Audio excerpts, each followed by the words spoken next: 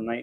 శ్రీరెడ్డి మీద ఎక్కడ చూసిన కేసులు ఉన్నాయి. ఇలాంటి వాళ్ళు చేస్తున్నప్పుడు శ్రీరెడ్డి ఆల్రెడీ కాళ్ళు పట్టుకునే పరిస్థితికి వచ్చింది.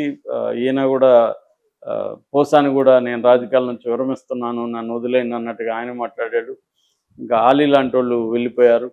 ఇంకా ఆర్జీవీ లాంటి వాళ్ళు పోరాడుతున్నారు. కానీ ఆర్జీవీ ఏమి వైసీపీ ఆయన కాదు, వైసీపీ లాయలిస్ట్ కాదు. రేపు పొద్దున జగన్ క్యాంటీకి సినిమా తీయడానికి కూడా గ్యారంటీ లేదు. ఆయనకి ఏంటంటే ఆయన సర్వైవల్గా ఆయనకి ఎవరు డబ్బులు ఒక 1 yearకి సరిపడి భత్యం ఎవరన్నా ఇస్తే వాళ్ళకి నచ్చినట్టు సినిమా తీస్తాడు ఆయన. ఆయన పోయేదేం లేదు. ఎందుకంటే ఆయన సినిమాలు కూడా ఆయన తీయడు, వాళ్ళ అసిస్టెంట్లు ఎవరో తీస్తారు. సో ఈయనకి చక్కగా వాళ్ళకి పబ్లిసిటీ చేసి పెడతాడు కాబట్టి ఈయన డబ్బులు వస్తాయి. అలాగే జగన్ వైపు నుంచి ఫండ్స్ వస్తాయి. ఆయన చేశాడు, ఛానల్ కూడా నిజమనే ఒక ఛానల్ పెట్టాడు. సో ఇవన్నీ జరిగాయి.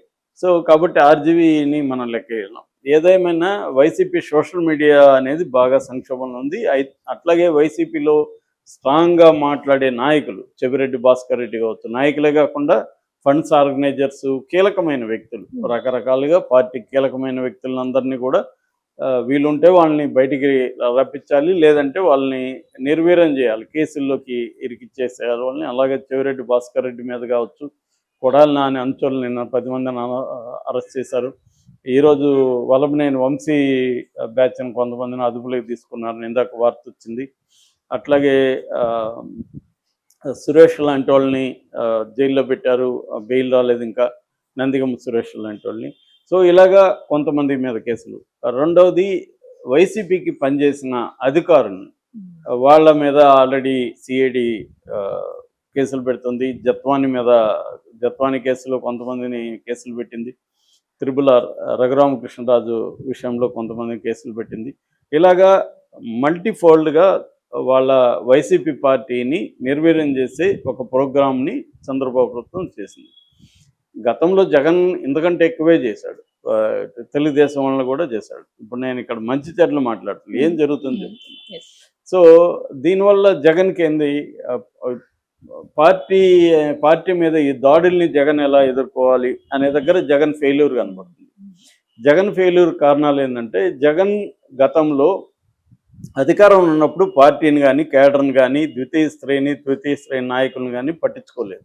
చివరికి తన సొంత రెడ్డి సామాజిక వర్గం వాళ్ళు కూడా పట్టించుకోలేని ఆరోపణలు జగన్ ప్రభుత్వంలో ఉన్నప్పుడే వచ్చాయి. సో తనేమనుకున్నాడు, నేను డబ్బులు వేస్తున్నాను, బటన్ నొక్కి డబ్బులు వేస్తున్నాను, డైరెక్ట్ బెనిఫిషరీకి వేస్తున్నాను కాబట్టి ఆయన లెక్కేసుకున్నాడు, ఒక 4 కోట్ల మందికి నేను రకరకాల పద్ధతిలో మెయిల్ చేస్తున్నాను కాబట్టి నాకు 4 కోట్ల మంది కనీసం 3 కోట్ల మంది ఓట్లు వేస్తారు కాబట్టి 3 కోట్లు వేసినా కూడా నేను అబ్సల్యూట్గా వస్తాను అనేది అతను ఒక విచిత్రమైన ఒక క్యాలిక్యులేషన్ వేసుకున్నాడు. అంటే ఎప్పుడు కూడా లైఫ్లో అలాగే ఉండదు, నేను నీకు డబ్బులు ఇస్తే నువ్వు నాకు కృతజ్ఞత ఉండదు. చాలాసార్లు డబ్బులు ఇస్తే ఎనిమిటీ కూడా వస్తుంది మనకి. సో అసూయ ఉంటుంది. రెండోది, వీడికి బాగా డబ్బులు ఉంది కదా, వీడికి ఎగ్గొడితే ఏమనుకోవచ్చు, మామూలుగా పర్సనల్ లైఫ్లోనే అలా ఉంటుంది. ఇంకా ప్రభుత్వంలో ఉన్నప్పుడు నీ బాబు సొత్తు ఇస్తున్నావా, నువ్వు 10 రూపాయలు తింటే నాకు 10 పైసలు ఇస్తున్నావు, ఇలాగా జనాలు కూడా ఎవరికేమి కృతజ్ఞత ఉండదనేది నేనేదో ఊహించప్పడం కాదు. దీని మీద ఆల్రెడీ ప్రీపోల్ సర్వేలో అనేక సర్వేలు రీసెర్చ్ చేసి ఢిల్లీ బేస్డ్ ఇన్స్టిట్యూట్స్ చెప్పిన దాన్ని నేను చెప్తున్నాను. వాళ్ళు సర్వే చేసినప్పుడు కూడా జనాలు ఏం చెప్పారంటే, అవును ఇచ్చాడు, వాడు సొత్తు ఇస్తున్నాడా, జగన్ ఏమన్నా సొంత డబ్బులు ఇస్తున్నాడా అని మాట్లాడేవాళ్ళు బోల్డ్ మంది ఉన్నారు. అంటే జగన్ నుంచి లబ్ధి పొందిన వాళ్ళు కూడా జగన్కి యాంటీగా ఓట్లు వేయడం అనే కల్చర్ కనిపిస్తుంది. అదొకటి. రెండోది, వాలంటీర్లు ప్రజలతో దగ్గరగా ఉంటారు. 50 హౌసెస్కి ఒక వాలంటీర్ కాబట్టి 50 హౌసెస్ని వీళ్ళు మ్యానిపులేట్ చేయగలుగుతారు అనేది జగన్ అనుకున్నాడు. సో దీనికి విరుగుడుగా దెబ్బ కొట్టగలిగాడు ఎవరు, చంద్రబాబు. అదేంటంటే వాలంటీర్లకు 10,000 అన్నాడు, వాలంటీర్లు వ్యవస్థ జగన్కి యాంటీగా మారిపోయింది. తర్వాత ఈ పార్టీ ప్రజలకి నేను ఇంకా ఎక్కువ ఇస్తానన్నాడు. జగన్ 77,000 కోట్లు ఇస్తే చంద్రబాబు 1,20,000 కోట్లు హామీ ఇచ్చాడు. దాంతో ఆటోమేటిక్గా జనం ఎవడిచ్చినా వాళ్ళకి ఏముంది, ఎందుకు లాయల్గా ఉండాలి, ఇప్పుడు అందరికి 3,000 జగన్ ఇస్తుంటే 4,000 ఇస్తా అన్నాడు పెన్షన్. సో వృద్ధులందరూ చంద్రబాబుకి వేస్తే 4,000 వస్తాయి కదా అనుకుంటారు కదా. రూ. 1000 అనేది వెరీ ఇంపార్టెంట్. అలాగా మిగతా ఒక బిడ్డకి 15,000 అన్నాడు జగన్. ప్రతి బిడ్డకి 15,000 అన్నారు. సో ముగ్గురుంటే 45,000. సో ఇలాగా మొత్తానికి జగన్ ఒక సపోర్ట్ సిస్టమ్స్ని అధికారంలో ఉన్నప్పుడు విస్మరించాడు. దానివల్ల ఇవాళ ఇప్పటికిప్పుడు అతనికి పార్టీ నిర్మాణం అనేది అంత ఈజీ కాదు. ఎప్పుడైనా కూడా ప్రతిపక్షంలో పార్టీ నిర్మాణం డిఫికల్ట్గా ఉంటుంది. ఎందుకంటే నిర్మాణం కానీయకుండా అధికార పక్షం అడ్డుకుంటూ ఉంటుంది. సో ఒక ఏటికి ఎదురీత్తు నువ్వు పోరాడాలి. కానీ అధికారంలో ఉన్నప్పుడు పార్టీ నిర్మాణాన్ని బాగా చేసుకుని ఉండొచ్చు, అది చేయలేదు జగన్. సో ఇప్పుడు తనకి సపోర్ట్ సిస్టమ్స్ బలహీనంగా ఉన్నాయి. కూటమి చాలా స్ట్రాంగ్గా అటాక్ చేస్తుంది. దీన్ని ఎదుర్కొంటూ ప్రజల సమస్యల మీద పోరాడాలి. ప్రజల సమస్యల మీద అంటే ఏంటి, ఈ హామీలు నెరవేర్చలేదు. చంద్రబాబు కూడా ఆయనకు తెలుసు టైమింగ్ అనేది ఇంపార్టెంట్ రాజకీయాల్లో. ఎప్పుడు ఏ హామీ నెరవేర్చాలో తనకు ఒక ప్లాన్ ఉంది. దాన్ని బట్టి ఆయన వెళ్తున్నారు. కాబట్టి జగన్కి వెరీ వెరీ డిఫికల్ట్ సిచ్యువేషను.